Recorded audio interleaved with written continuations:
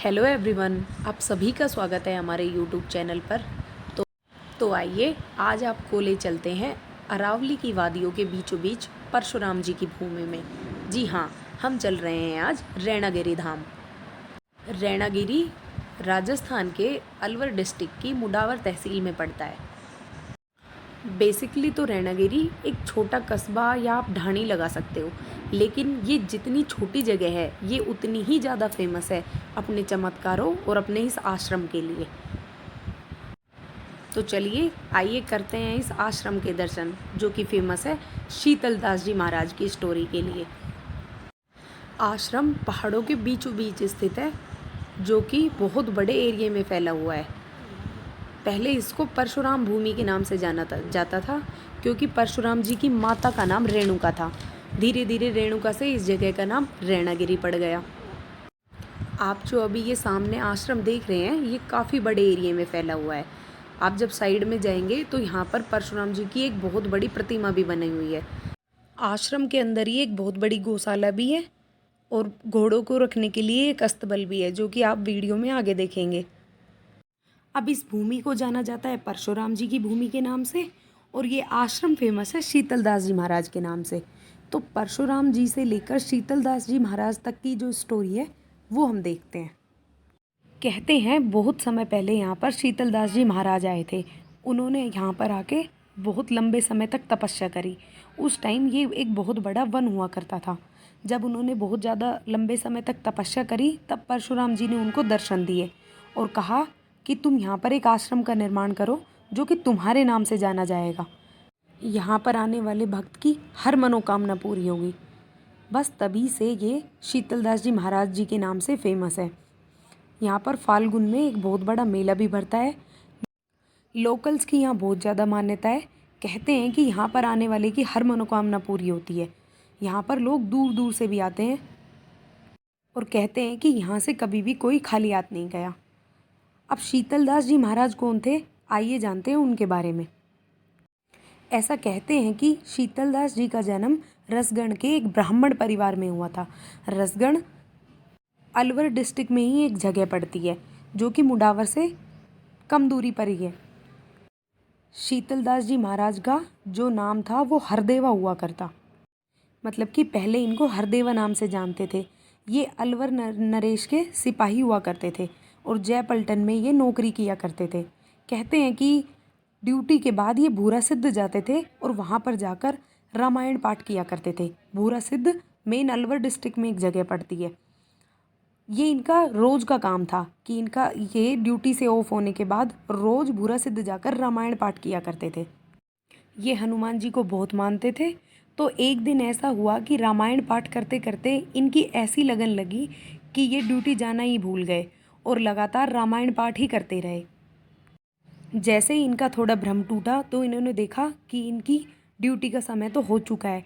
तो ये तुरंत अपनी ड्यूटी पर गए और जाकर अपने साथी से कहा कि मैं आज किसी कारणवश ड्यूटी पर नहीं आ पाया। तो उनके साथी ने कहा कि क्यों मजाक करते हो, तुमने थोड़ी देर पहले ही तो मुझे ये पहरा संभलाया है। उनको ऐसा लगा कि ये मुझसे मजाक कर रहा है, तो वो अपने अफसर के पास गए। तो जैसे उन्होंने अफसर से कहा कि मैं आज किसी कारणवश अपनी ड्यूटी पर नहीं आ पाया, तो अफसर ने कहा नहीं, मैंने तुम्हें आज देखा है, तुम अभी तो अपनी ड्यूटी कर कर गए हो। तो शीतलदास जी महाराज को बहुत अचरज हुआ और वो वापस भूरा सिद्ध आए। भूरा सिद्ध आकर उन्होंने वहाँ पर गरीबदास जी महाराज से सारी कथा को सुनाया। तो गरीबदास जी महाराज ने कहा कि यह सब तो हनुमान जी की कृपा है। ये सब सुनते ही शीतलदास जी महाराज ने सोचा कि हे प्रभु, ये आपने क्या किया, और बस तभी से उनका मन वैराग्य की तरफ चल दिया। कुछ समय बाद वो गरीबदास जी के शिष्य बन गए और वहाँ उन्होंने कुछ समय व्यतीत किया। तो एक बार वो धीरे धीरे विचरण करते करते इस वन में आ गए। ये रैणागिरी जगह पहले एक वन ही हुआ करता था। फिर उन्होंने यहाँ पर आकर बहुत लंबे समय तक तपस्या की और उनकी तपस्या से प्रसन्न होकर ही परशुराम जी ने उनको दर्शन दिए। बस तभी से इस आश्रम का निर्माण हो गया।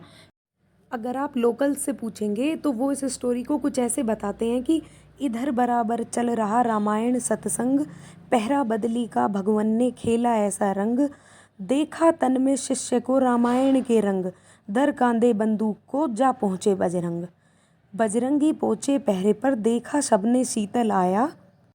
लग सका न कोई मरम भेद, साथी को पहरा संभलाया। इधर कथा कहते कहते रामायण का विश्राम हुआ और सैनिक को अपने अचल कर्तव्य का ध्यान हुआ। जो आप वीडियो में महाराज जी को देख रहे हैं, ये अब इस गद्दी के 5वें महाराज जी हैं। शीतल दास जी के बाद यहाँ पर ये 5वें महाराज जी हैं, जो बालका देवाचार्य महाराज जी के नाम से जाने जाते हैं। लोकल्स भी और दूर दूर से लोग भी यहाँ पर जो गौशाला है उसके लिए खूब दान देते हैं। ये जगह आपको इतनी सुंदर लगेगी क्योंकि चारों तरफ इसके ग्रीनरी ग्रीनरी है। आपको यहाँ पे बहुत सारे और जानवर भी दिखेंगे। पानी की और रहने की यहाँ पर पूरी व्यवस्था है, क्योंकि यहाँ पर जो भी सेवा कर्मी रहते हैं उनके लिए सारी व्यवस्था की गई है। लोकल्स के अलावा दूर दूर के लोगों की भी यहाँ पर बहुत मान्यता है। आप फाल्गुन के मेले के अलावा भी कभी जाएंगे तो भी आपको यहाँ पर काफ़ी भीड़ देखने को मिलेगी। अगर आप आस्था में विश्वास रखते हैं तब तो ये जगह आपके लिए बहुत काम की है, और किसी कारणवश अगर आप विश्वास नहीं भी रखते हैं तो पर्यटन की दृष्टि से भी ये जगह बहुत ही सुंदर है। अगर आप यहाँ पर पहले कभी गए हुए हैं तो प्लीज़ कमेंट करके ज़रूर बताइएगा।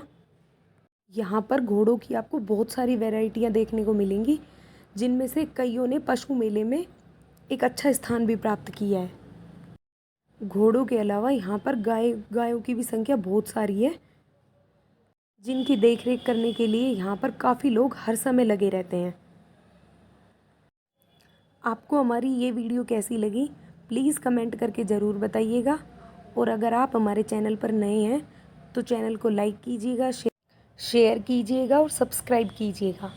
और अगर आप यहाँ के लोकल हैं या ऐसी कोई स्टोरी इस आश्रम की है जो हमें नहीं पता हो तो प्लीज़ कमेंट करके ज़रूर बताइएगा। वीडियो कंप्लीट देखने के लिए आपका बहुत बहुत धन्यवाद।